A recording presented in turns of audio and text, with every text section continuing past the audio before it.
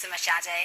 And Peter Waterfield is going to partner you. Well, hopefully the team will be announced on June the 8th. But he's got a neck injury at the moment, hasn't he? Is he okay? Is he recovering? Yeah, he's had a neck injury, and that's why we didn't compete in the synchro event at the European Championships. But yeah, he's recovering now. He's had a couple of injections and things like that in his neck, so he's recovering. Great. Well, in the Olympics, you're really pushing yourself. You're going for, what, is it a 4.5? Forward 4.5 tuck, yeah. Right, and you had a go at this at the weekend in the European Championship. So just talk about, because, I mean, obviously the distance you've got doesn't increase, but you've got to get an extra rotation. Yeah, exactly. So how do you do it, Tom? Go on, talk us through this. Here we go. Well, it's one of the most difficult dive that I do, and in that one scored 9.5, so it's one of the better ones that I've done. So I've just run down the end of the board, throw as hard as I can, as if I'm throwing like a boulder over my head. Yeah. And I literally clutch my knees into my chest and squeeze as hard as I can for 4.5 somersaults, seeing everything as I go around, and then literally punching out to the water as fast as I can. Because that bit there where I come from the tuck to the straight is literally like split seconds that I have to be able to do it as quick as I can. So are you aiming to get like another somersault in on the way up, basically, before you start? Matt's been analysing it. Yeah, I've been having a good look. It's one of those things that I find it much easier to do it in competition. Yeah. In training, it's so hard to actually do it because you need that extra adrenaline to actually get it up higher in the air, that extra sharpness, that extra spin. So it's a real tough dive to do. It looks so beautiful, though. And since Beijing, you've grown 5 inches. Now, in your book, you talk about how incredibly difficult it is to deal with growth spurts. So how will this affect you then in this Olympics, do you think? Or are you learning to deal with it? Yeah, for a diver, I'm one of the tallest divers in the world at the moment. So it's kind of, because most divers are quite short. So it's one of those things that I've had to kind of deal with as I've been growing up. I've had to do extra strength work to make sure that my height to strength ratio is really good so that I can make sure I still jump high, still perform the hard dives without kind of getting tall and weak. I kind of got taller and got stronger. Beautiful lines, so that's the key. Long lines, elegant. Each week we follow in the Falklands War as it happened exactly 30 years ago. Last time we ended with a stage set for a British military invasion, and here's what happened in the next 7 days. Home during that time. But is it right to say that Margaret Thatcher was sort of fighting her own war in Parliament as well? Well, she was, because it seems odd to look back on this, but people thought, could she, as a woman, be a war leader? And there was a famous Conservative politician, Enoch Powell, who said to her in the House of Commons, the Russians say you're the Iron Lady, and in the next few weeks we'll see what metal you are made of. So it was a big sort of test of whether or not she could be up to the job, and of course she got through it very well indeed. And Thatcher wasn't very pleased, was she, with some of the terms that BBC reporters were using at the time? No, she wasn't. I mean, I think the news people were all right, that's people like me. But she was very cross about the current affairs people, the Newsnight people particularly, because they would say things like, well, there was one famous occasion when one of the presenters said, if we believe the British. So we're trying to be sort of equal between comments made by one person or the other. And I think she really thought, why can't we just say our forces? Why can't we say how wonderful? Well, we can see you here reporting on her reaction to a Panorama programme. Here's the young John Bishop. Brilliant. The leader of the opposition, Mr. Michael Foot, said he was sure that people in the BBC were seeking to do their duty in difficult circumstances. He contrasted that with what he called the hysterical bloodlust of some Fleet Street newspapers. The Prime Minister replied that the media were totally free to publish what they wished, but equally, she said, we are free to say what we think about it. Indeed. Clearly John Sargent, not John Bishop. I don't know why I said that. Sorry, John.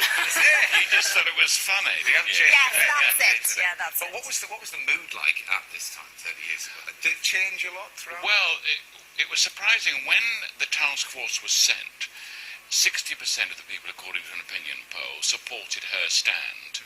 But as the weeks went by, the strength of her position grew to well over 80%.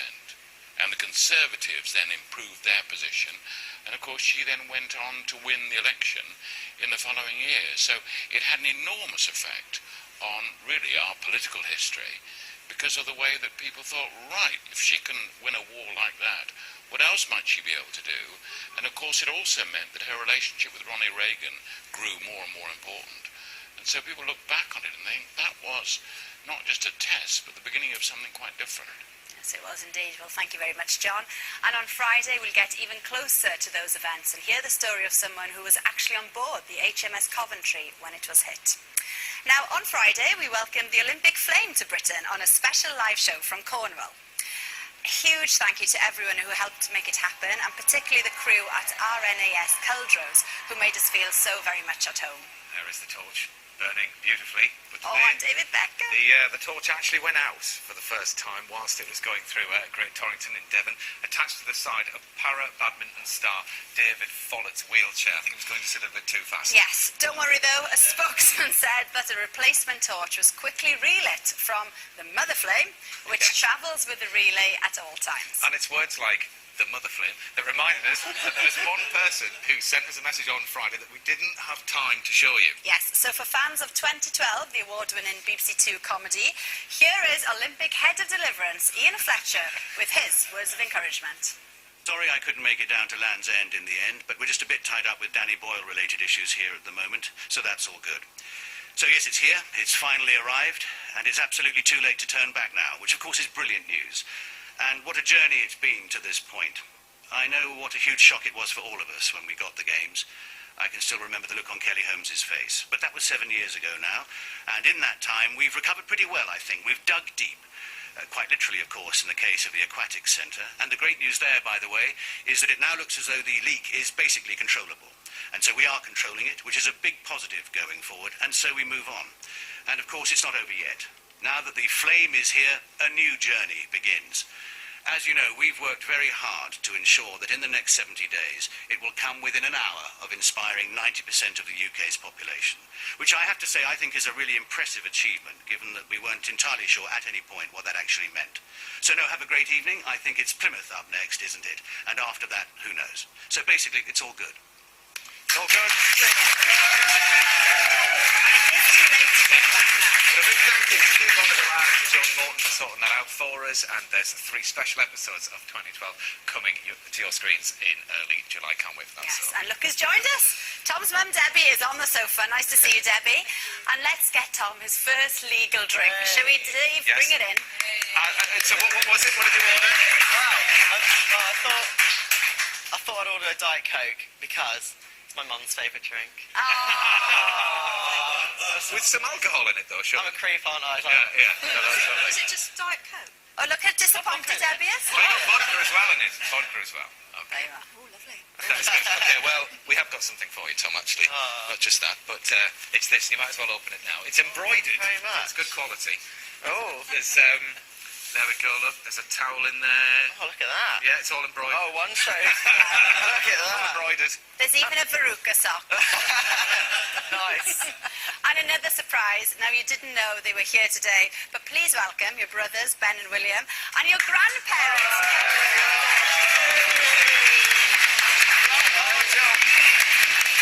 Good to see you, Grandpa Doug.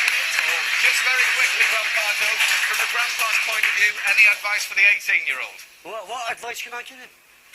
What advice All can I you want to give say, him? really, Tom, you stay like you are, mate. Thank you. And don't change. Thank you. And when you're rich and famous, don't forget me. It's been such a pleasure to have you, Tom. Happy birthday, and we'll see you tomorrow with Melvin Bragg. Melvin Bragg. Thank you. All the very best. Thank Cheers. you very much. Happy birthday. Happy birthday.